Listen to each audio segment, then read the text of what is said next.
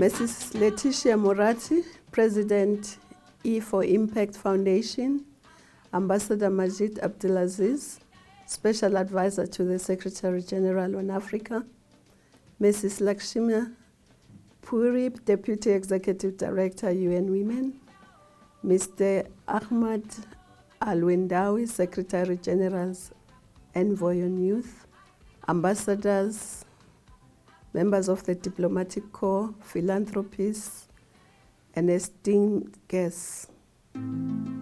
It is a great pleasure and honor for me to address this august gathering, though I would have liked to be here in person. Africa is a continent of great possibilities. It is a continent endowed with mineral and natural resources, but its most precious resource is its people. We are a continent of 1 billion people, and by 2050, it's estimated that we'll be more than 2 billion. And what characterizes this population is that it's a young population. We are a young continent as opposed to the aging continents elsewhere.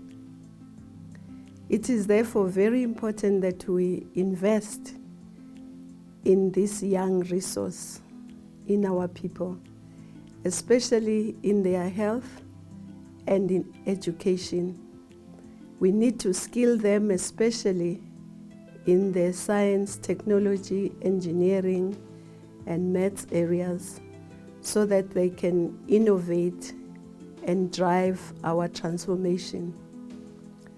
To transform our continent, we need to ensure that we can industrialize and add value and beneficiate our natural and mineral resources.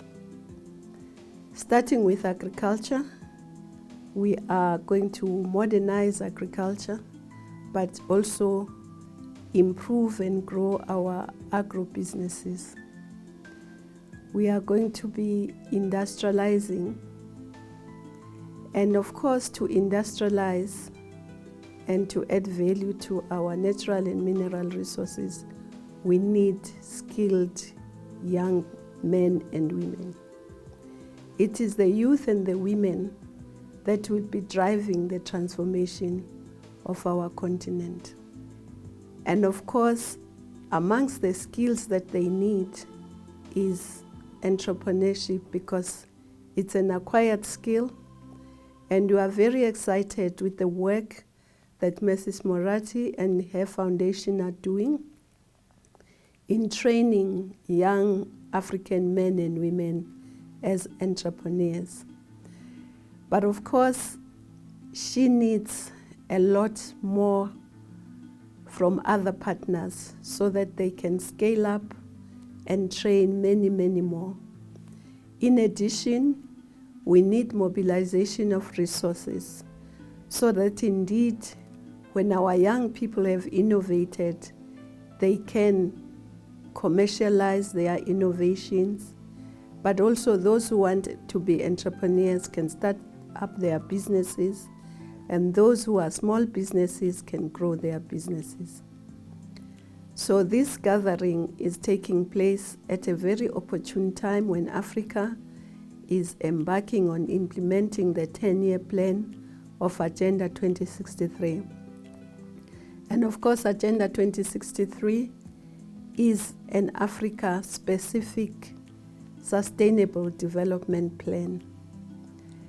And we need partners like you to implement this plan. And we therefore like to thank you, especially for putting emphasis not only on youth, but also on women, because women are more than half the population of Africa, and also they are the anchor of the family and communities. As it is said that if you empower or educate a woman, you educate a nation, not just an individual. It is also shown through research that companies who have women in their top management are more competitive.